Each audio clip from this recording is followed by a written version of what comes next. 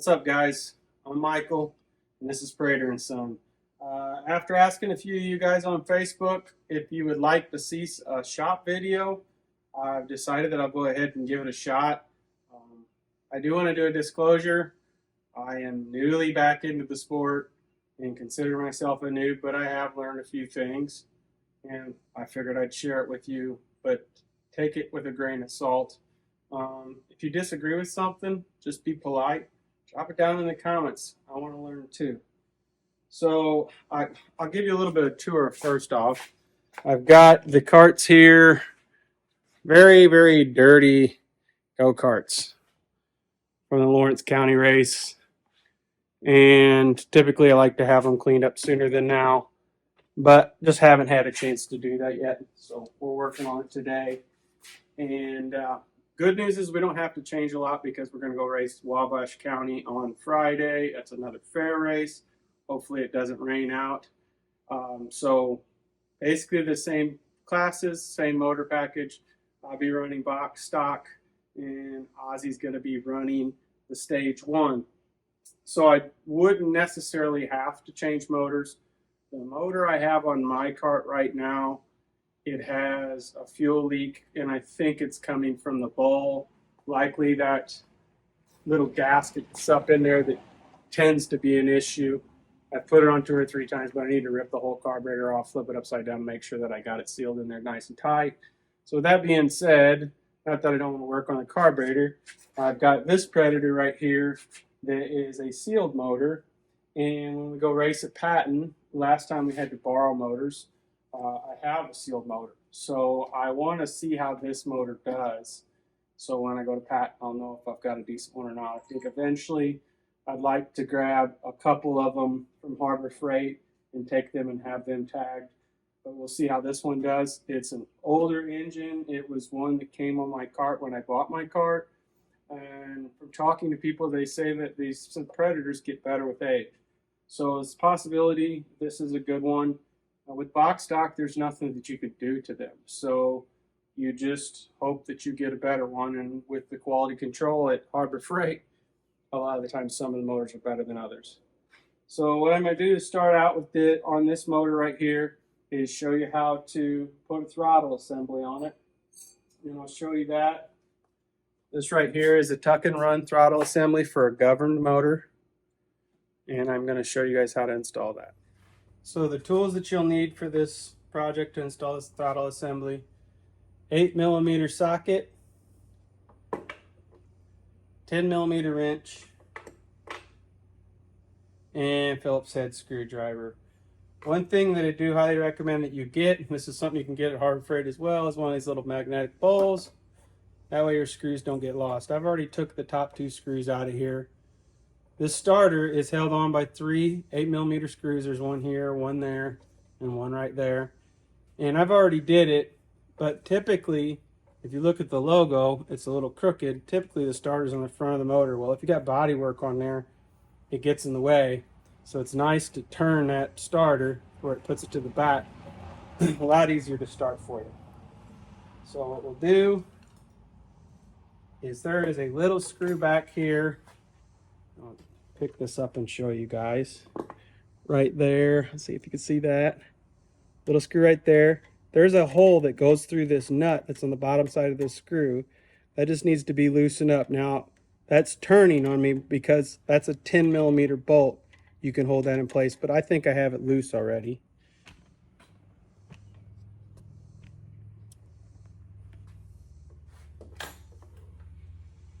So this little swing arm here goes to the back. It slides through and goes through the little hole on that 10mm bolt, which, like I said, I had it open, so it slid right in there. That's where I start at. And then you can just line up your bolt holes. There's 3 of them, but I only use 2. We'll go ahead and start those. And when you buy this tuck and run kit, it comes with these bolts. They're a little bit longer than what were in their stock. The little short ones, a lot of the times, won't make it all the way through the throttle assembly and the starter.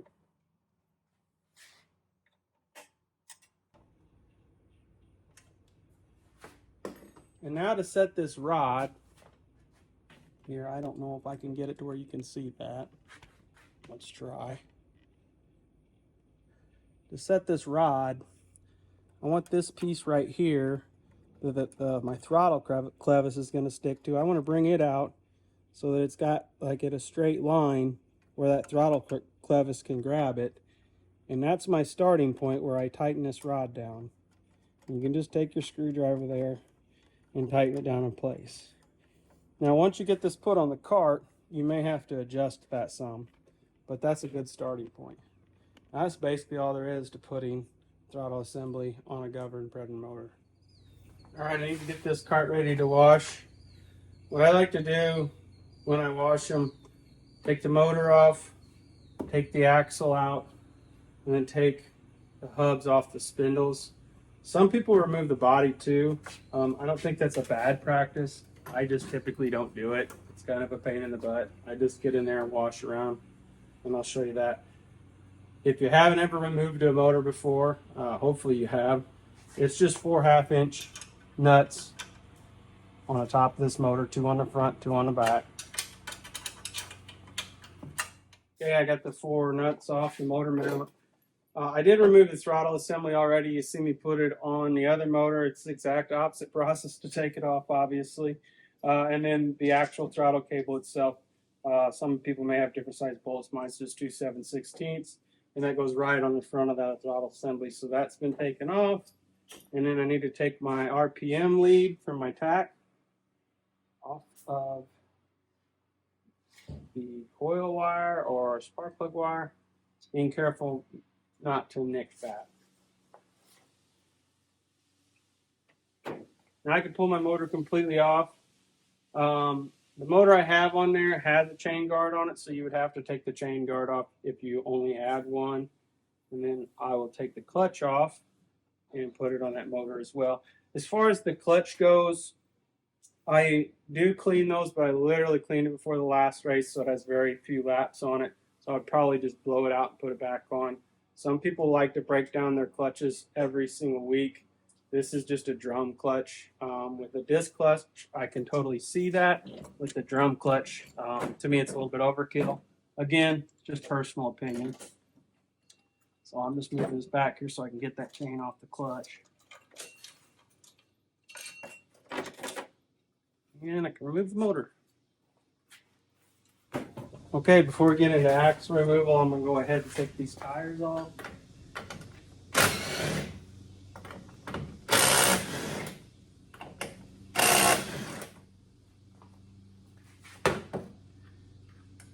And like I referenced earlier, our little handy dandy magnetic hardware bowl. I've got the nuts for my motor. I can throw my gloves in there. Okay, as far as removing the axle, some of you that are new to the sport may ask why I would remove the axle prior to washing the go-kart. The primary thing is you don't want to use high pressure water and get it into your bearings. In Predator racing, especially in any actual kart racing, but especially in Predator racing, you want the bearings to be absolutely as free as you can possibly get them. Any kind of drag that you can take off the cart. And a lot of the times you'll see in the Predator class, it's well known as being a pretty cheated up class. A lot of people cheat on the motors and stuff. Well, here's the big difference.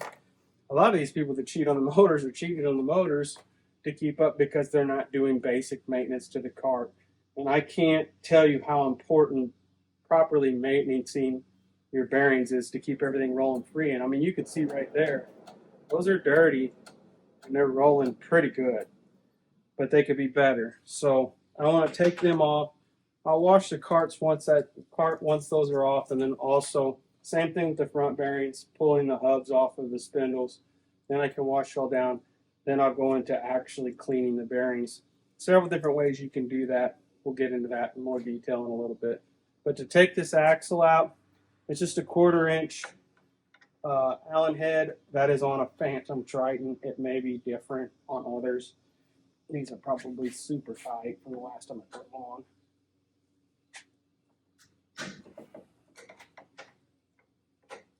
Try not to bust my knuckles here. I got a wheel break off of the stand, so I'm on an old school just bifold stand. It does not hold the cart very good. Let me know in the comments, how many of you guys actually Predator race? I know there's rule sets all over the place. If you follow me on Facebook, you've seen me be very vocal about Predator racing, but I do love it.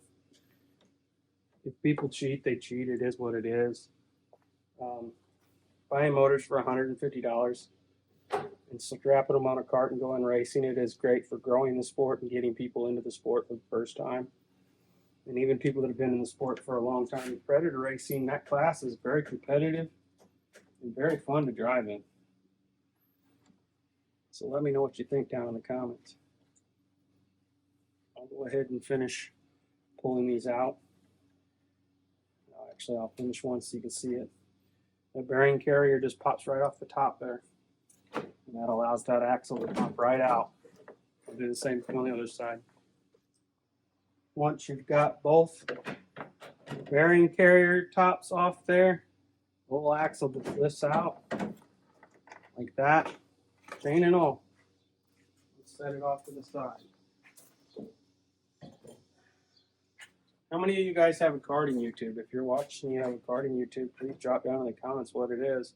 I want to subscribe to you. And if you're watching this video and you're not subscribed to me, please do so. It really helps us out. And we're trying to grow this thing. We're trying to grow karting, so any help we can get is much appreciated. Okay, we're going to pull the hub off one of the spindles.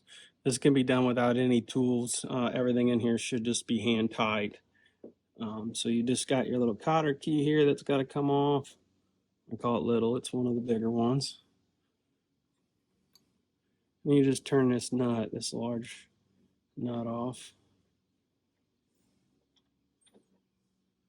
Spindle should slide right, or the hub should slide right off. Now the one thing you do want to take note of is I had this spacer on the inside and this one on the outside. So I want to make sure that the orientation when those go back together, well, I'm going to have to tack that one down. It's rolling down the driveway, yay. But the orientation needs to be exactly the same so your front spacing on your tires is exactly the same. Basically repeat the other thing, the same thing on the other side. All right, so the cart's set up to be washed. I'm not gonna bore you by making you watch me wash a go-kart, but I will tell you what I do. I'm just using a hose today with the sprayer on it. Sometimes I use the pressure washer. Once I get the excess dirt off of it, then I usually will spray it down with one of these spray bottles of Dawn Power Wash and hit it with the scrub brush. Rinse it off again, and then if I got any stubborn spots, I'll use brake cleaner. That's all there is to cleaning it. You don't got to get too crazy with it. Like I said, I don't pull the body off. Halfway through, one thing I forgot to mention, I don't use the scrub brush on the body.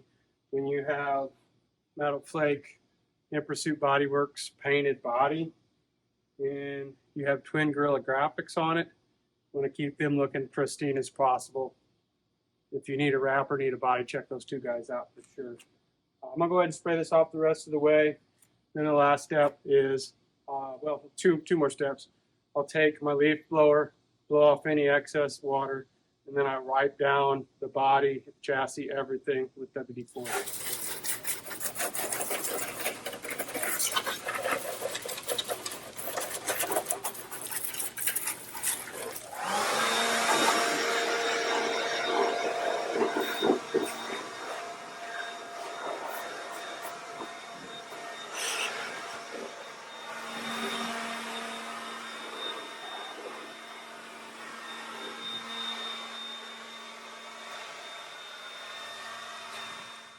Last step, good old WD-40 soft terry cloth.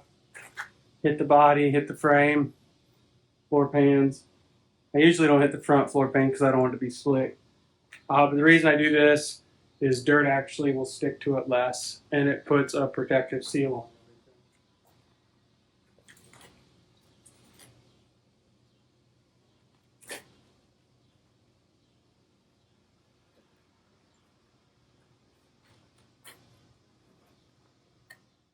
I'm running out of daylight for today, so there's one more thing I want to show you is how I wash my tires. This is something that we typically do at the track at the end of the race, but when we travel, sometimes you're ready to get out of there. Don't get home till 1, 2, 3 in the morning. So that was the case in this last race, so we were unable to get our tires cleaned up, so I got to do it today. This is what I use right here, is this little bucket. It's got 2 scrub brushes in it. And I use Firewater tire wash, simple green, and some Dawn dish soap. And you just put your tire in there, spin it around on those brushes. Now the brushes don't do the most amazing job in the world, so you kind of gotta rub with your hand as well to get off some of that. Go around several times. Now we've been running AJC tires at the last several races. Been having a lot of luck with them. I've got 2 features in a row on them. But it seems like near the end of the feature, we're losing a little bit. So these are punching between 48 and 50. I'd like them to punch between 50 and 52. So we're going to try something different this week. I talked to Adam Johnson, said, hey man, is there anything you can do to harden up these tires? And he recommended wiping them with simple green and bleach and setting them out in the sun. All right, guys, it's Tuesday. I'm on my lunch break. I do work from home, so it's nice, but I'm on my lunch break. That gives me a chance to do a little more work, and we'll do more when I get off work tonight. But what I've got going here is I took 2 dogleg sets of Maxxis pink and blues, and then the full sets, well, they're dogleg sets of the AJCs, and I just run a different left front on those. Those are the 2 sets of tires for each cart that I want to have for the race coming up this weekend. So I'll show you what I did to those. I know I mentioned earlier that on the AJCs I was trying to get them a little bit harder, and I had a recommendation from Adam Johnson to do simple green and bleach on them and set them out in the sun. So I just took my water, you can see it's nasty because I used it, and did the simple green and the bleach in the water. I don't know if I'm going to need to wipe them or not, but I figured start with diluted. And then I also started working on getting my stagger because it's difficult to get 2 inches of stagger, and that's what I need. So on all my left rears, I took the valve core stem out, and to do that, it's really simple. You just need a tool like that looks like this. We have a visitor. She wants to know what's going on and get a little pet. Take the valve cores out on the left rears so they can sit out in the sun, and then when I move them back inside to allow them to slowly cool, that'll actually cause them to shrink. And then on my right rears, I just blew these guys way up and then have them sitting in the sun too. So the opposite will happen. They will start to stretch because they're under pressure. The left rears aren't under any kind of pressure, so they'll actually go the opposite direction. So that should help us get our stagger. So for those of you that are new to karting, one thing that I wanted to mention about stagger that might be able to help you understand why you need particular staggers. We're running really tight corners on this track, so we're really wanting that rear end to turn. So on rear stagger, it's super important that the back of the cart helps the cart turn through the turn. So the simplest way I can explain that is if you took a dowel pin and you put a really small wheel on one side of it and a really big wheel on the other side of it. Obviously that's an exaggerated example, but if you rolled that, it's going to go in a circle. So it's going to turn. So that can kind of give you an idea how adjusting your stagger controls how much the rear of the cart helps the cart turn. Okay, so I got all these tires right here. Those are my AJCs, my Maxxis pinks, blues, and my Maxxis white that are over there. I did check the Duro on the AJCs after the wash. They're punching right at about 50 on average. And I thought about wiping them with the bleach mixture, the bleach and the simple green mixture. And I decided against that because I want to leave those right about 50. I think that's good for them. My Maxxis are punching 52 to 54. So I will have harder sets there. So I think that's what I'll do. If the track gets a lot of bite in it, I may move to a Maxxis. So that's the plan right there. Now I'm going to go ahead and get this axle cleaned up, and we'll start working on the bearings. All right, so for cleaning this axle, I just use regular old cheap brake cleaner and a rag. Nothing special.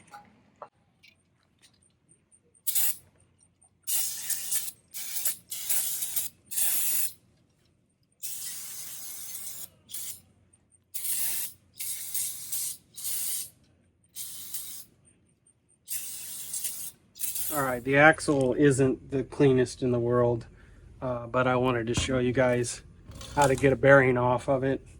I'm just going to do one side to show you. There is a clip right here. Just take your snap ring pliers and pop that off the axle. And try not to lose the snap ring. Happens every time. I can see where it's at. And you take your hub off right here.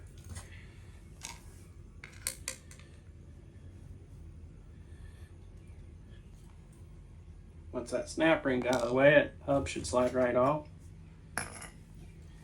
Then on your bearing, a lot of the times there's a little set screw in there that holds it on.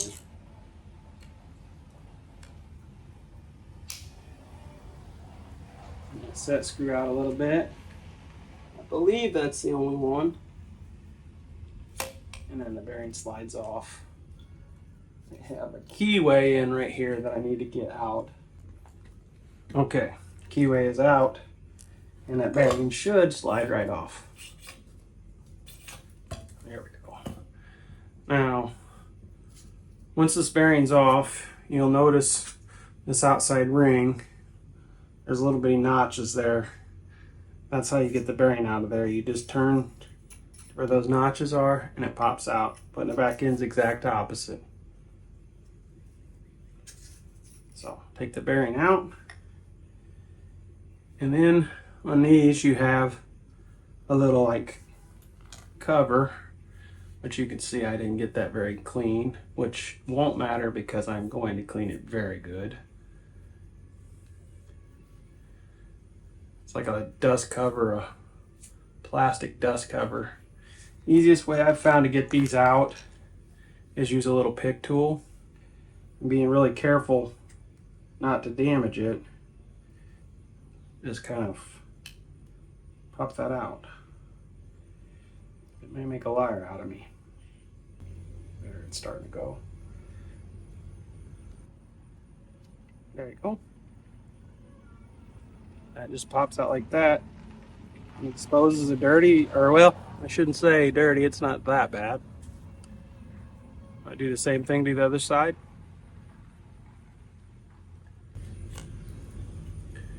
Pop that guy out.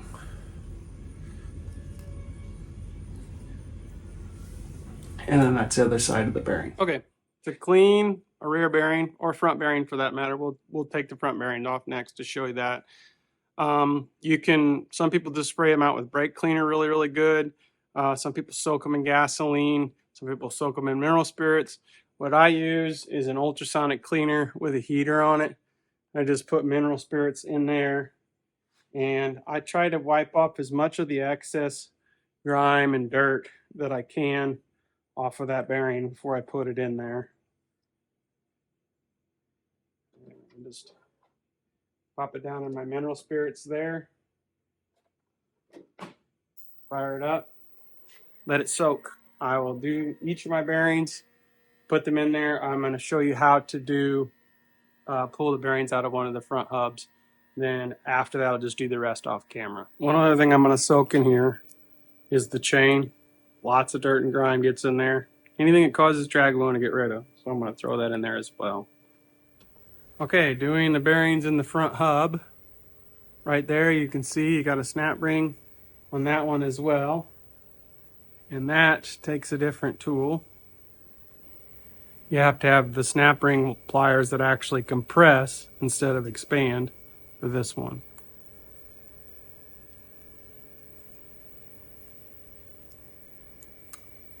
And that pops out just like that.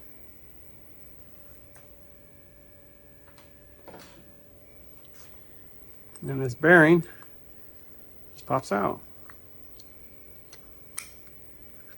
It's that centerpiece. Don't lose that.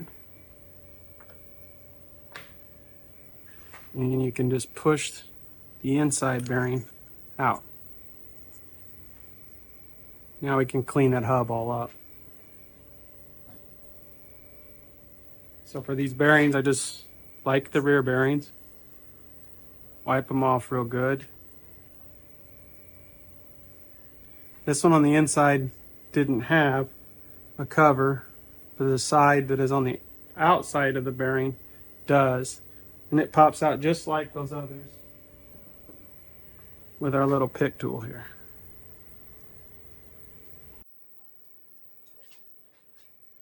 And gotcha. And kind of bend it. I can straighten that back up. Now that's ready to go in the ultrasonic cleaner. Let me turn that on for some more time.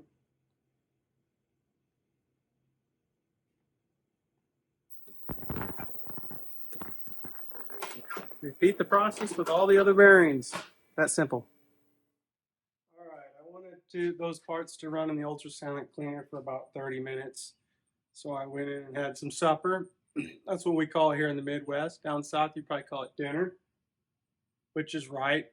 Leave down in the comments, is it supper, is it dinner? Anyway, I wanted to show you the inside of that. It is black. So it did its job. It got a lot of dirt out of there. So what I did is set down a couple towels here. Just going to pull the parts out, kind of wash them off or wipe them off.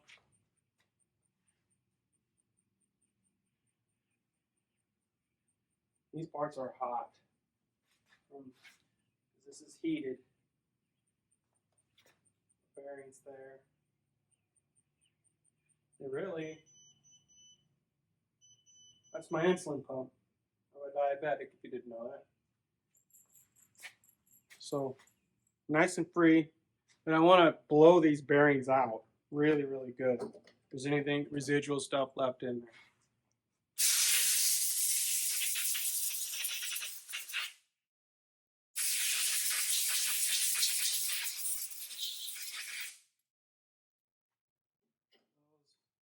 Super hot. So spin it nice and good. Once I get everything dried completely up, then I'll show you what I do to lube them up. Now you might ask yourself, is all this work on the bearings completely necessary? And I'm going to say, actually, no, it's not. You can just replace the bearings every race. But for those of us that are on a budget, you know, these steel bearings work fine as long as you take good care of them. Now on Ozzy's kart, he has ceramic bearings, and they're considerably more expensive, and I would say it's definitely worthwhile to do it on ceramic ones. As far as getting them lubed back up, some people actually soak them in various different things. I like to use Tri-Flow. It's a good lubricant. Some people soak them in like synthetic motor oil, or a mix of spray-on lubricant and a motor oil, something like that. But you just want to make sure that you get these freed up as free as possible. And this Tri-Flow is some good stuff. So I'm just going to put a little bit in each of these bearings. Kind of let that soak on top of the bearings for a little bit.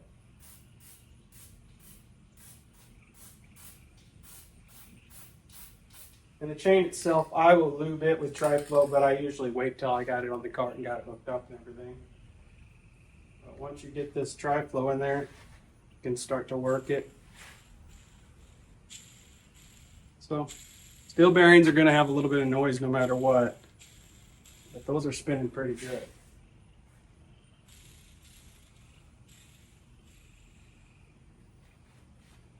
Now it's time to put it all back together, put the axle back on the cart. Okay, we're ready to put this axle back in. One of the first things I want to remind you to do is make sure to put the chain on. I don't know how many times I did this. I forgot to put the chain back on. As far as alignment goes, your brake rotor hasn't moved, so it's going to slide right in. And most of the time on older axles here, you're going to see right where the bearings were sitting. There's going to be wear marks on there.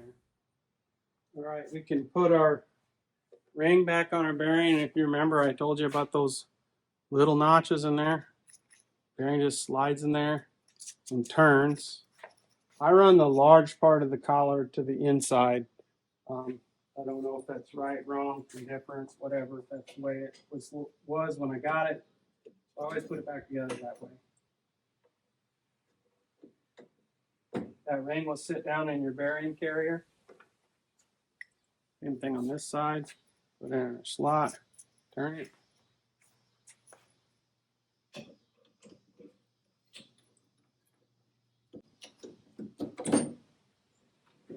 And then I just, before I put my carrier tops back on, give it a spin. Make sure it's not hitting on the brake anywhere. Once I got that nice and loose, I can turn my bearing and set my set screws.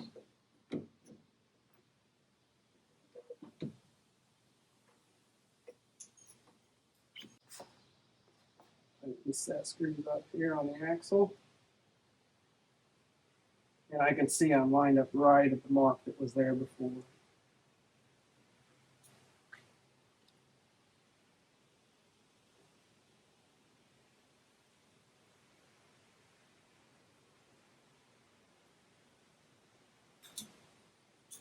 Okay. Now on your bearing carriers, there's a little mark on there, at least on Phantom carts. There's another one on there. So that shows you that make sure you're on the right side. Those two marks should line up kind of like an old RLB gear. Use your mark.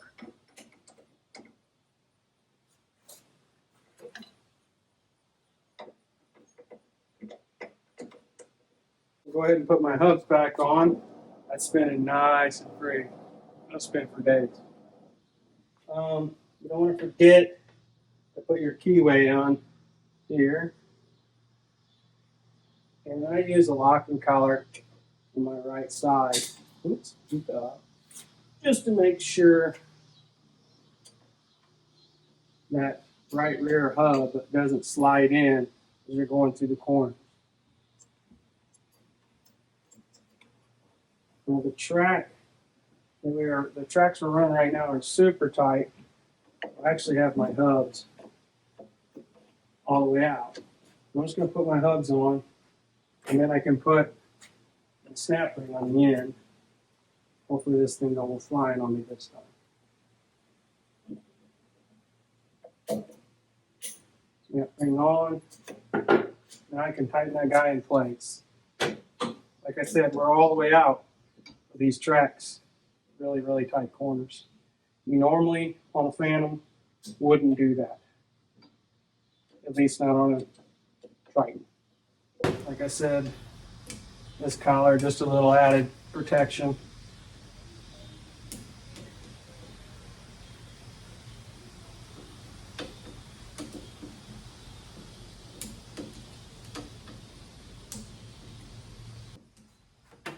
Other side is exactly the same, minus a locking collar. So up on the front of the cart, I reinstalled the hubs and the spindles. You saw how to take them apart, process to put them back together, exact opposite. So we have now officially gone through our bearings and got them as smooth as silk.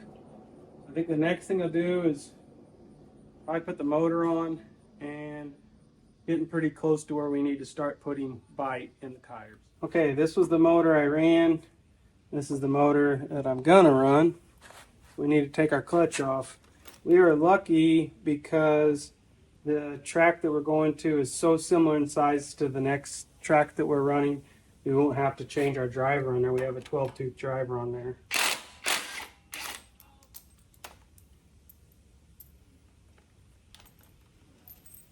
And don't lose your key. Well, I forgot. This is an Inferno. It doesn't have a key. They're built in. But this comes apart.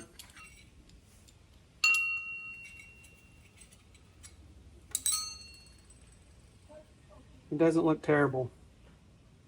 So I'm not going to sand it. Sometimes I sand that surface a little bit. You don't want to get it slick, but you want to take any buildup off of it that might cause slipping. And this actually looks pretty good. So I ain't going to mess with that. Same thing on the inside of the drum. you're looking for buildup to possibly take off.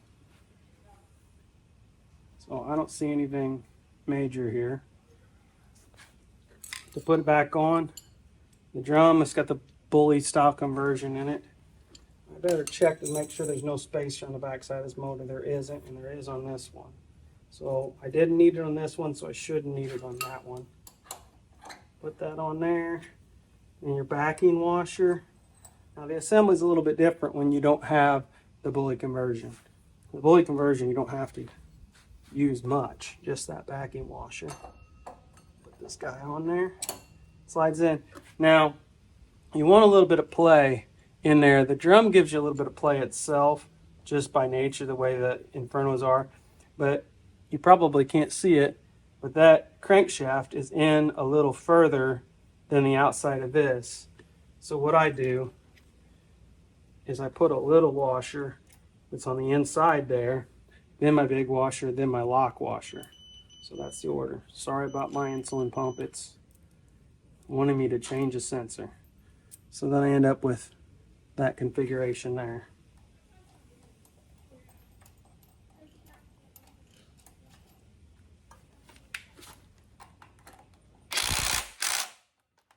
I got a nice little bit of play in there. I'm gonna go ahead, start to put the motor on here. Earlier in the video, we already, well, I ain't good on your body. We already put the throttle assembly on there. So I just have to bolt that down, get the chain on. I'll probably have to loosen the bottom side of the motor mount to bring it back to do that. Put my throttle assembly, hook my throttle assembly up, and put my tack lead on. This motor does need oil. If you ever store a motor for a short period of time without oil, always make sure you put a sticker on it that says no oil, so you'll know. All right, I'm going to go ahead and wrap the video up. It seems like it's getting a little bit long. It's my first shop video, so hopefully you guys learned something or can take something from it. If you got advice for me, please don't be afraid to use the comment section and let me know. Make sure you subscribe and click that like. We really, really appreciate it. Only things I got left to do is I want to start wiping the tires. I use Firewater Bite. I'm going to probably start tomorrow. Wipe them 4 times a day until the race, and then I just wipe them once in between the races. And I got to do everything that I just did there to Ozzy's cart, but I figured for the sake of the video it would be easier to just do it on one cart. Typically when I do both, I consolidate the bearings and stuff and make it a lot easier for myself. But hopefully, like I said, you learned something, and hopefully you can teach me something. Till next time, we'll see you.